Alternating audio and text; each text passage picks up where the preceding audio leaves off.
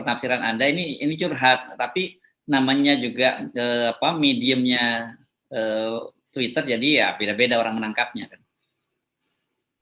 Ini kan Pak Mahfud resminya adalah tokoh utama di dalam kabinet yang harusnya mengendalikan situasi kan. Jadi kalau dia akhirnya nonton sinetron, artinya dia nggak bisa lagi mengendalikan situasi. Kan itu mesti ambil manfaat terbalik dari keterangan-keterangan di Twitter lah. Saya dalam hal ini pro pada Pak Mahfud, bahwa dia mengalami orang ODGJ, orang dengan gagal jabatan gitu. Wah, saya tadi udah siap-siap ini karena orang rame soal Dr. Louis yang katanya disebut-sebut mengalami ODGJ gitu. Terupanya ODGJ ini singkatannya beda ya, orang dengan gangguan jabatan.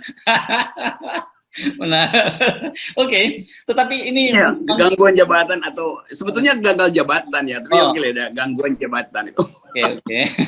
Iya. Nah, ini banyak sekali orang sindir menyindir dan sebagainya. Di media sosial misalnya juga kemarin heboh itu ketika Pak Luhut kan sebelumnya bilang bahwa semua terkendali. Kalau tidak siapa yang bilang tidak terkendali, saya mau tunjukkan ke mukanya kan pada waktu itu lagi ramai. Tapi belakangan kemudian Pak Luhut mengakui bahwa varian Delta ini nggak bisa terkendali. Bu Susi ini juga kemudian membuat sindiran katanya terkendali.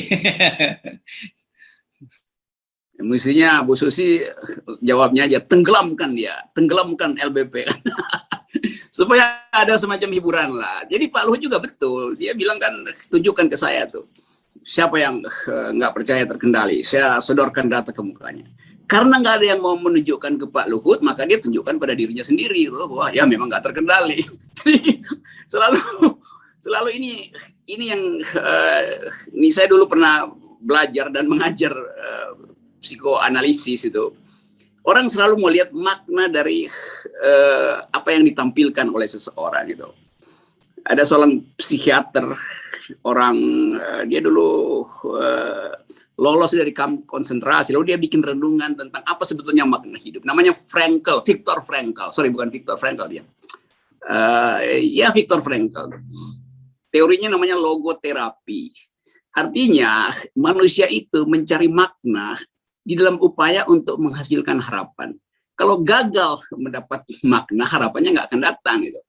Jadi seluruh problem hidup orang itu, mau dia pejabat, mau menko, mau apapun, dalam upaya untuk mencari makna. Nah, rakyat kecil lagi ada di dalam upaya mencari makna itu. Apa sebetulnya yang terjadi pada bangsa ini? Sehingga Pak Mahfud terpaksa harus sekedar hanya nonton sinetron.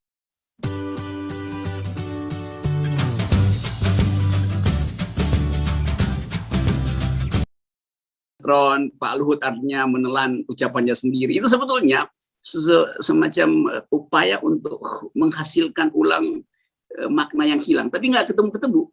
Jadi pemaknaan itu yang hilang dari masyarakat kita, sehingga orang akhirnya produksi meme akhirnya kan, saling mengolok-olok. Nah, ini proses pencarian makna ini yang saya kira mesti ada tim psikologi dan psikiatri di istana untuk menganalisis siapa-siapa aja menteri-menteri yang udah kehilangan makna hidup. Nah, satu yang terbaca hari ini adalah Pak Mahfud MD. Ini saya terangi secara akademis ya, ini saya bisa buktikan argumentasi Viktor Frankl yang bukunya judulnya Logoterapi. Oke, mumpung kita ngomongin soal meme, dan jangan-jangan ini juga ada kaitannya dengan Pak Mahfud MD karena nggak diajak oleh Pak Jokowi. Ini ada satu foto yang fotonya Pak Jokowi sedang duduk di atas semacam tempat tidur gitu ya, untuk tempat perawatan, dan yang komennya ini maksud saya narasi yang disematkan itu, menurut saya ini luar biasa, karena di situ si netizen ini kemudian bilang begini, Pak Jokowi jangan sakit ya, nanti kalau Bapak sakit siapa lagi yang menyakiti hati rakyat. Waduh, ini viral banget ini, Bung Rocky, dan maknanya dalam. Padahal saya cari ini, penasaran, saya di mana ini, ada yang bertanya-tanya, apa Pak Jokowi sakit? Gitu, yang nggak paham konteksnya.